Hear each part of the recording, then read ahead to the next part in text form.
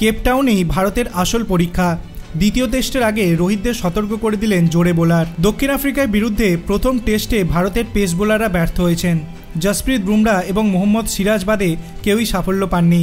তবে আরও কঠিন পরীক্ষা অপেক্ষা করে রয়েছে ভারতের জন্য। কেপটাউনে দ্বিতীয় টেস্টে আসল পরীক্ষার মুখে পড়তে চলেছেন বুমরারা। আগেভাগেই সতর্ক করে দিয়েছেন দক্ষিণ আফ্রিকার প্রাক্তন পেসার অ্যালান ডোনাল্ড। তার মতে ওই পিচে স্পিনাররা সাহায্য পাবেন না, ফলে উইকেট পেতে তাকিয়ে থাকতে হবে জোরে বোলারের দিকেই। সংবাদ সংস্থাকে সাক্ষাৎকারে ডোনাল্ড বলেছেন, কেপটাউনে দুটো দলকেই কঠোর পরিশ্রম করতে হবে এবং নিজেদের সব শক্তি নিংড়ে দিতে হবে। দুটো দলকেই নিজের সেরা পারফরমেন্স দিতে হবে। কেন সেঞ্চুরিয়ানের থেকেও কঠিন হবে কেপটাউন?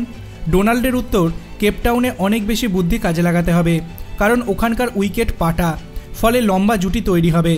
যারা ওখানে খেলেছে তারা জানে কতটা কঠিন টেস্ট হতে চলেছে। ডোনাল্ডের মতে ভারত যদি সিরিজ জয়ের কথা ভাবে তাহলে নতুন বলকে বুঝে শুনে ব্যবহার করতে হবে। তিনি বলেছেন, নতুন বলের গুরুত্ব ওখানে অনেক বেশি, কারণ নিউল্যান্ডসের দক্ষিণ পশ্চিম দিক থেকে হাওয়া আসে, তাতে পিচ অনেকটাই শুকনো হয়ে যাবে, কিন্তু কোনো মতেই ওই পিচে বল ঘুরবে বলে আমার মনে হয় না। ডোনাল্ডের মন্তব্যে মোটেই খুশি নন রবিচন্দ্রন অশ্বিন, কারণ তাকে সেই টেস্টে বসতে হতে পারে। তবে অলরাউন্ড দক্ষতার কারণে রবীন্দ্র জাদেজা খেলতে পারেন। আপনাদের কি মনে হয় দ্বিতীয় টেস্টে কি রবিচন্দ্রন অশ্বিন এবং রবীন্দ্র জাদেজাকে খেলানো উচিত? আপনার অভিমত আপনি কমেন্ট সেকশনে জানাতে পারেন। ভিডিওটি ভালো লাগলে লাইক করবেন, চ্যানেলটিকে সাবস্ক্রাইব করতে ভুলবেন না। ধন্যবাদ।